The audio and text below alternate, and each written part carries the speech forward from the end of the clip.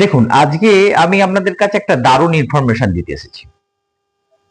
আমরা যখন খুশি তখন তো একটা সিদ্ধান্ত নেওয়ার চেষ্টা করি, এবং হয়তো সিদ্ধান্তটা অনেক সময় ভুল হয়ে যেতে পারে, এবং হয়ও।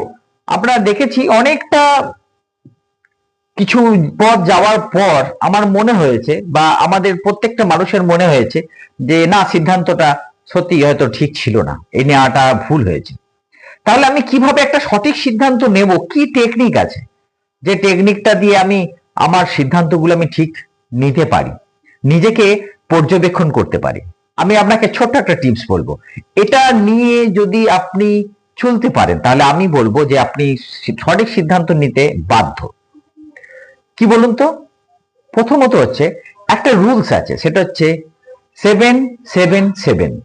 এই তিনটে সাত, এই তিনটে সাতই আপনাকে কিন্তু সঠিক সিদ্ধান্ত নিতে সাহায্য করবে। কিরকম ব্যাপারটা? খুব মজাদার কিন্তু। দেখুন, কোনো কিছু চিন্তা করছেন আপনি যে আমি এটা করব, কোন একটা কোনো কাজ করার জন্য আপনি খুব আগ্রহে উঠেছেন, তাহলে ওটা 7 বার চিন্তা করুন। আমি যে এই সিদ্ধান্তটা নিচ্ছি এই কাজটা করার জন্য, তাহলে কি আমি ঠিক সিদ্ধান্ত নিচ্ছি?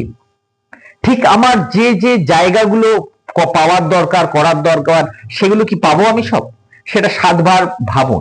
এবং 7 বার ভাবার পর যদি মেজরিটি থাকে যে ইতিবাচক হয়, তাহলে ধরুন আপনার 5 বার হলো মনে হয় আমি এটা পেতে পারি, 2 বার হলো হয়তো আপনি না, বা আমি পেতে পারি না, তাহলে আপনি ওটাকে অ্যাকসেপ্ট করুন।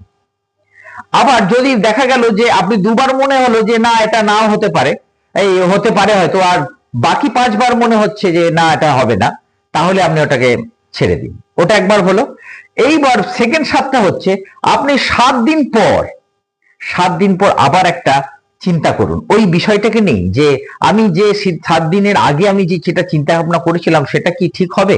তখন দেখুন, তখনকার সিদ্ধান্তটা এখনকার সিদ্ধান্তটা থেকে কি সঠিক হচ্ছে, ঠিক মনে হচ্ছে, মিলছে? যদি মেলে তাহলে ঠিক আছে। তারপর তার ঠিক পরের দিন আপনি এটা চিন্তা করুন, 7 বছর পর এইটা যদি আমি এই কাজটা করি বা এই সিদ্ধান্ত নিয়ে যদি এগিয়ে যায়, তাহলে 7 বছর পর কি আমার কি কি ডেভেলপমেন্ট হবে, আমি যে চাহিদাগুলো চাইছি সেগুলো কি পূরণ হবে?